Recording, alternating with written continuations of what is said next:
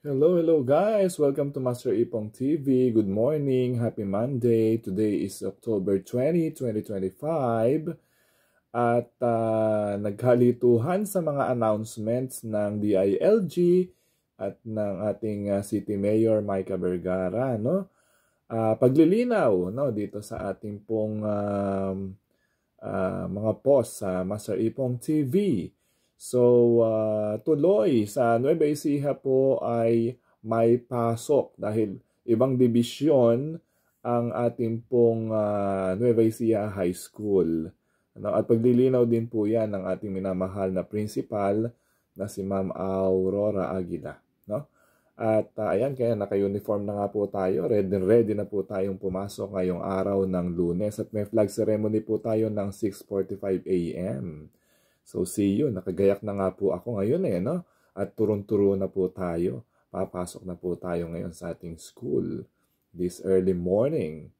At kahit medyo puyat, kaya tayo naka-shades, ay patuloy po na tayo pumasok ngayong araw na ito. So dahil sa mga nagkalituhan mga announcements, ang ating pong sayaw na performance task po natin sa ating ESP9 ay bukas na araw ng Martes ang ating pong performance at 1:30 p.m. sa Senior High School Gym. Yan po, inahiram na po natin, kaya po doon na tayo. So bukas na mga anak ang ating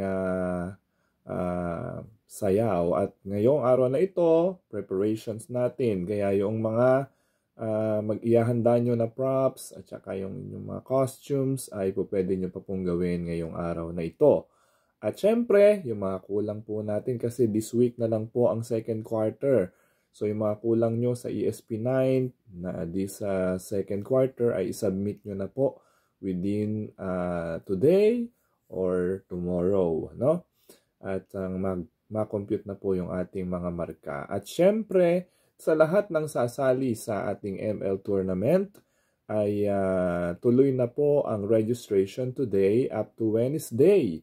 Ang ating pong registration ng per team na sasali sa ating ML tournament. At magkakaroon nga po tayo ng elimination round at championship round. Nandiyan na po nakapost yan sa Master Ipong TV Facebook page po natin. Kaya sumali na po kayo at nang manalo, alam nyo, champion po 3K ang ibibigay po natin. At syempre, ang second placer na team ay magkakaroon ng 2K. At syempre, ang ating pong third placer ay 1K with certificates. So, yun po yung ating maipamimigay sa ating pong kauna-unahang ML tournament. Ito po ang proceeds na malilikom po natin dito ay for the maintenance and renovation of the Value Center. Kasi medyo nasisira na po yung ating pong Value Center. Kaya yun po ang tutulungan po natin na maipagawa at maipasaayos. At yun po ang magiging proceeds ng ating pong malilikom na pondo sa ating pong ML tournament. So, sumali na po kayo sa ating pong palaro sa Master Ipong TV ML Tournament sa Nueva Ecija High School. Pwede kayo mag-team up mga anak. Nakitingnan nyo na lang yung guidelines dun sa ating Facebook page ng Master Ipong TV.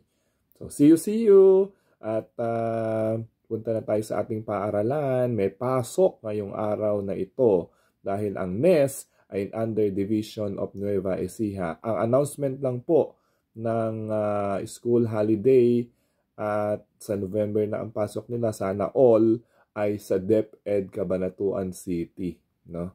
So hindi po tayo sakop noon dahil tayo ay under Nueva Ecija Division. Yan. Maraming salamat. Good day everyone. Keep safe at mag-aral ng mabuti.